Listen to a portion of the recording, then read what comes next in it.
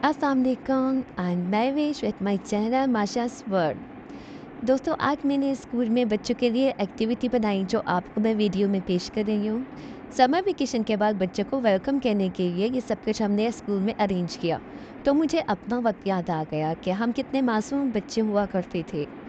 एक बार ऐसा हुआ कि स्कूल में जब हम स्कूल ड्यूरेशन में आ रहे थे तो मुहर्रम शरीफ आ गया और मुहर्रम की 10 तारीख को और 9 तारीख को तो छुट्टी होती है।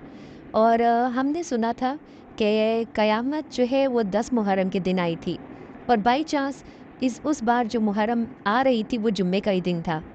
चलो जी, हम लोग तो स्कूल के बच्चे थे, इतनी इन्फॉर्मेशन नहीं थी। हमें तो लगा कि बस 10 मुहर्रम इस बार जुम्मे की आ रही है तो ज़रूर वही क़यामत का दिन है।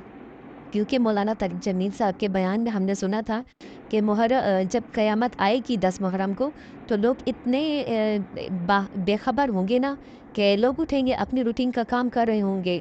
कोई किसान अपने खेतों में बीज डाल रहा होगा, दर्जी कपड़ा काट रहा होगा और यानी रूटीन का काम चल रहा होगा।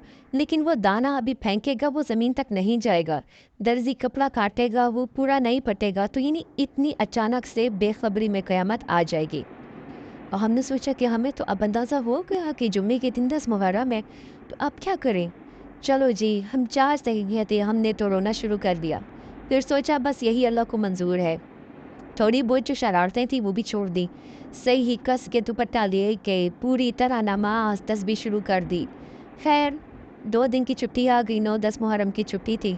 अब हम 10 मुहर्रम को सुबह उठे जुम्मे के दिन, तो यही इंतज़ार कर रहे थे कि बस अभी किसी भी लम्हे में क़यामत आने वाली है। तो जुम्मे को नमाज के लिए स्पेशल जो है तो बात लिया जाता है।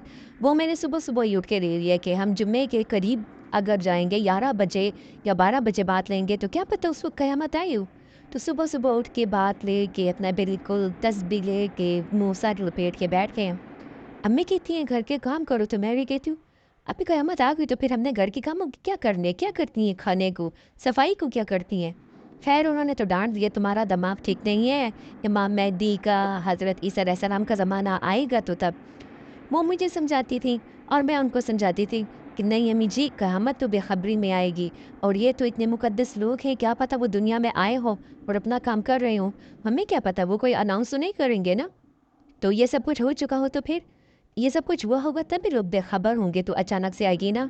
खैर अम्मी की डांट सुनने के बाद उठ के सफाई भी की, रूटीन का काम भी कर रहे थे और दिल में आ रहा था ये कमरे का झाड़ू पूरा नहीं होगा और बस क़यामत आ जाएगी। फिर उसके बाद जो काम शुरू कर रही थी तब भी लगता था अभी ये काम पूरा नहीं हुआ होगा, बस क़यामत आ जाएगी। खैर इसी इंतज़ार में सारा दिन गुजर गया।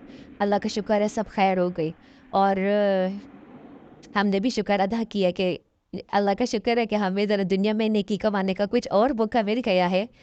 तो फिर बाद में सुना कि क़यामत से पहले बहुत बार जो है ना तो 10 मुहर्रम जुम्मे के दिन आएगी और लोग यूज़्ड टू हो जाएँगे कि नहीं ये तो रूटीन आई तो पहले भी आई थी, कुछ नहीं हुआ, तो ये काम भी गुज़रेगा।